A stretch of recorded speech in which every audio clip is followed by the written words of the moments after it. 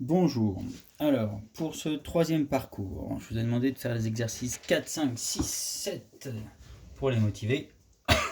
Donc, je vous explique un petit peu comment faire, et puis je vous montrerai la correction plus tard. Donc, dans le premier, rotation de centre A, c'est une erreur, de centre O, dans 90 degrés dans le sens horaire. Donc, on va tourner comme ça. Donc, on va faire la rotation de cette figure-là, donc on prend point par point. Ce premier point qui est ici, donc s'il tourne autour du point O dans le sens horaire, donc l'aiguille est ici, on tourne dans ce sens-là. C'était 4 carreaux, il se retrouve juste ici ce point.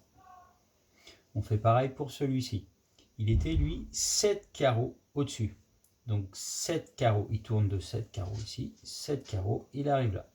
Donc voilà le côté de la figure. Après, si on ne fait pas attention, on se dit elle va être par là ou par là. Donc on fait point par point, on regarde. Donc celui-ci, c'est 7 carreaux vers le haut et 1 vers la gauche. Donc ça va tourner, hop, comme ça, ici. Donc on arrive là. Et vous continuez. À vous de voir ce que ça va donner. Ici, rotation de centre F qui est ici, d'angle 60 degrés, en sachant que chaque secteur angulaire fait 30 degrés, parce que là il y avait 90, donc 30, 60, 90. Dans le sens anti-horaire, donc on tourne dans le sens inverse. Donc ce point-là, 30, 60, il arrive là. À vous de continuer. Pour la suite, donc il y a l'exercice 6. Donc celui-ci peut être fait par tout le monde, même ceux qui n'impriment pas la feuille. Vous commencez par faire un carré de 2,5 cm de côté et au-dessus un triangle équilatéral de 2,5 cm de côté. Vous placez un point haut à peu près à 3 cm et un petit peu en dessous. Et donc là, maintenant, il faut faire la rotation de centre haut dans 80 degrés dans le sens horaire. Donc on va tourner comme ça. Donc je vous montre pour l'image du point C. Donc le point C, il est ici. Voilà l'aiguille de ma montre qui va tourner. Et donc elle va tourner de combien? De 80 degrés dans le sens horaire. Donc je vais bien placer mon rapporteur. Hop. 0, 10 et je m'arrête à 80.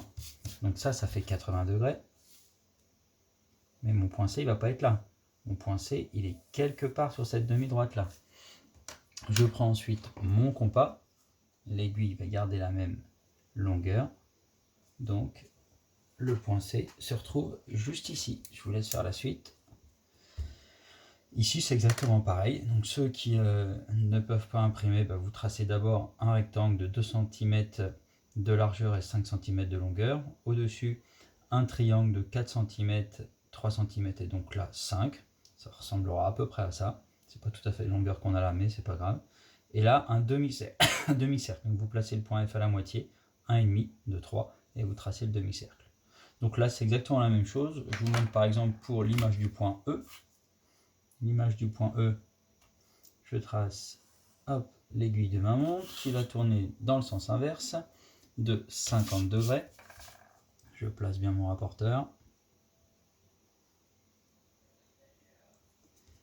Donc là, 180, donc je vais prendre la graduation intérieure pour pas me tromper. 0, 10, hop, et j'arrive à 50 degrés ici. Donc le petit point ne m'indique pas l'emplacement du point E, mais m'indique simplement les 50 degrés. Le point E, pour le placer, il faut que je prenne mon compas, la longueur qui est ici. Voilà, OE. Donc mon point E' se retrouve ici. À vous de faire les autres. Et à tout à l'heure pour voir ce que ça donne.